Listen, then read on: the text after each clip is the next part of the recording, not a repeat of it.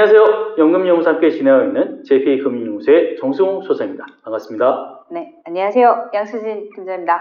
반갑습니다. 저희가 사실 연금에 대해서 열심히 준비해가지고 여러분들의 전달해 드리고 있는데요.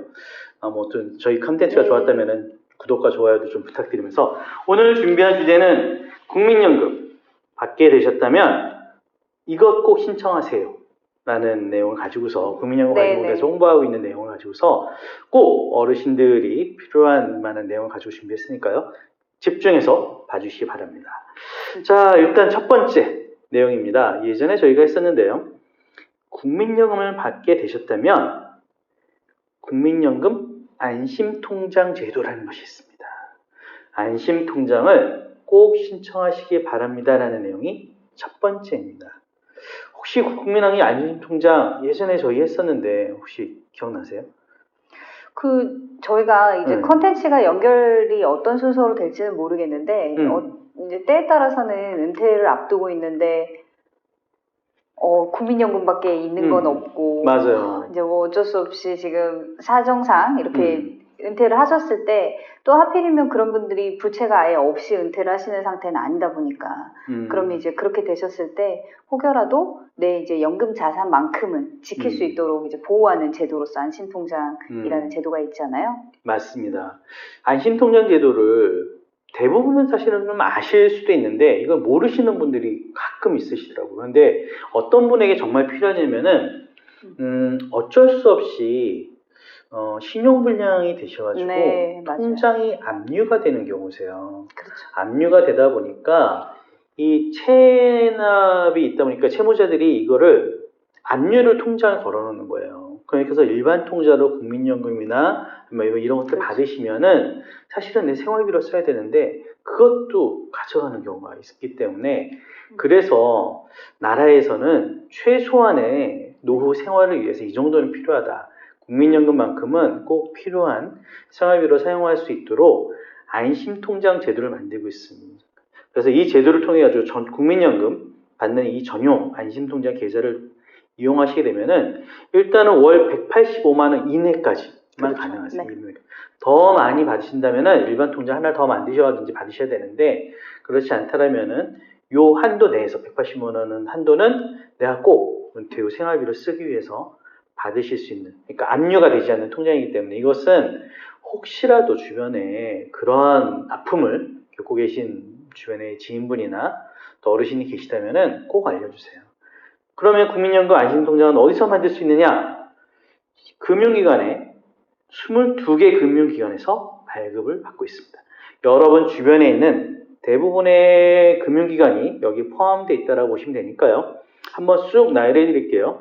신한, 국민, 하나, 우리, 기업, 우체국, 농협중앙회, 단위농협, SC제일은행, 산업, CT, 수협중앙회, 대구, 부산, 광주, 제주, 전북, 경남, 새마을금고, 저축은행 중앙회, 신협, 산림조합중앙회 등 주변에서 여러분이 만날 수 있는 대부분의 금융기관에서 제도를 같이 시행하고 있습니다. 그렇기 때문에 국민연금 안심통장을 꼭 만드셔서 그쪽으로 국민연금 수령하신다면 통장 압류에 대한 걱정 없이 내가 온전히 생활비로 사용할 수 있다는 거 여러분에게 꼭 알려드리고 싶습니다.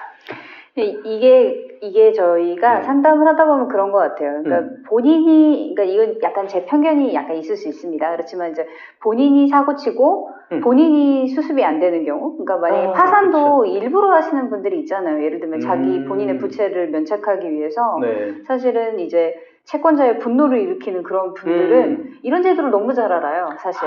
오히려 이걸 악용하는 사례가 있을 수도 있겠군요. 근데 악용하는 사례가 당연히 있죠. 물론 당연히 있습니다. 당연히 있는데 이제 제가 이제 안타까운 경우는 어떤 부분이냐면 보통은 자녀가 부모 명의로 대출을 받았다가 이렇게 되시는 경우도 제가 보기는 봤어요. 사실. 그러니까 예를 들면은 본인 재산도 다 이렇게 투자도 해주시고 자식을 위해서 어떻게 보면 마지막까지 헌신을 하셨는데 어떻게 보면 마지막으로 또 한 번 더 왜냐면 이제 자녀가 이런 경우에는 대부분 또 이제 신용이 안 좋거나 이런 경우도 많다 보니까 부모님의 좋은 신용을 이용해서 대출을 받고 수습이 안 된 경우는 제가 본 적이 있어요. 그래서 그런 분들 같은 경우는 또 본인이 워낙에 성실하신 스타일인 경우에는 이런 음. 제도가 있음에도 불구하고 마치 또 이제 죄송하게 생각을 하고 맞아요. 또 이제 본인이 죄스럽게 생각하다 보니 음. 이런 제도가 있음에도 잘 모르기도 하시고 활용을 못 하시는 경우도 있을 거라고 생각이 돼요. 맞습니다. 노후의 가장 큰 리스크는 제가 볼 때는 자녀 리스크예요. 자녀 엄청 크죠. 자녀 자제분이 진짜 뭔가 사업을 한다고 네, 보증을 사달라거나 네, 하면 조금 좀 돈을 빌려달라거나 뭐 이런 여러 가지 것들이 네, 맞습니다. 잘 되면 좋겠지만 사업의 성공률은 제가 볼 때는 10%도 채 안 되는 자영업 5년간 생존율이 20%가 채 안 되는 우리나라 통계에서 봤을 때 정말 어려울 수 있다는 것을 감안하시고 들어가셔야 되지 않을까라는 생각이 듭니다. 오늘 저희가 또 준비한 두 번째 주제는 실버론에 대한 부분입니다. 이게 특별하게도 국민연금관리공단에서 지원해주고 있습니다. 그래서 국민연금 수급자를 대상으로 해서 실버론이라는 상품이 있는데 왜 이런 제도가 생겼을까 가만 생각해 봤더니 그런 리스크가 있는 거예요. 노후에 갑자기 돈이 많이 들어갈 일은 배우자나 가족의 의료비다라는 생각이 듭니다. 그러니까 만약에 의료비가 그 건강보험공단이니 뭐 이런 데를 통해 가지고 적게 나가실 수도 있으세요. 병원비만.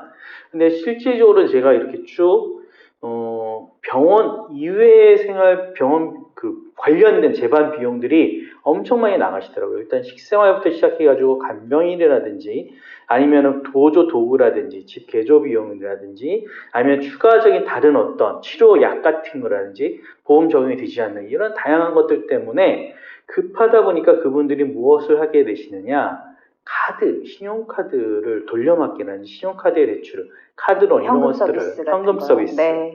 많이 사용하시게 되더라고요. 그래서 신용불량자분들의 대부분 거의 한 3분의 1 이상 정도는 가족의 의료비 때문에 발생하는 걸로 지금 통계가 나와 있습니다. 그래서 그런 분들에게 좀 도움이 될 수 있도록 국민연금관리공단에서는 1년 동안 받을 수 있는 연금액의 최대 2배, 네, 2배까지 최대 맥시멈은 최고 1천만 원 이내에서는 실버론을 통해 가지고 60세 이상 국민연금 수급자면은 실버론을 제공해주고 있습니다.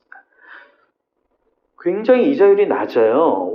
이자율이 5년 만기 국고 채권 수익률에 따라 매 분기 변동이 되는데 올해 1분기 적용 이자율이 1.27%라니까 굉장히 적은 금액의 이자입니다.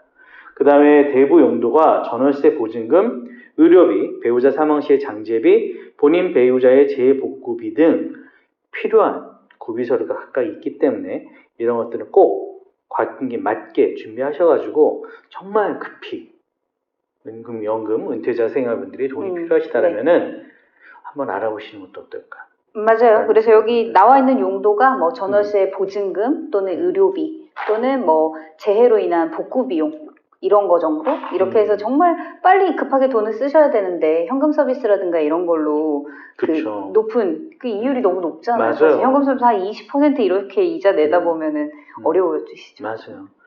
특히나 현금 서비스는 처음에는 되게 달콤할 수 있는데 연체가 되는 순간부터 최고 법정률로 올라가기 때문에 굉장히 이게 어려워지시는 경우가 되게 많으세요. 근데 사실 이런 제도가 있음에도 불구하고 잘 모르시고 쉽다, 편하다는 이유만으로 현금 서비스 이용하시는 분들 되게 왜 그러면 그때는 소액으로 시작을 하시더라고요. 처음에는 그렇죠. 처음에는 한 1, 200 필요하시니까 맞아요. 급하게 딱 그것만 쓰시고 딱 하기에는 딱 되게 좋으니까. 그러다 보니까 이제 점점 이렇게 커지시는 경우가 많은데 어느 정도 되셨다면 이런 것들도 대출이라든지 신용카드 사용하시는 것들도 꼭 고민하시면서 좀 더 나에게 맞는 좀 더 좀 적절한 낮은 이율의 방법이 없는지를 찾아보시는 것도 어떨까라는 생각이 듭니다.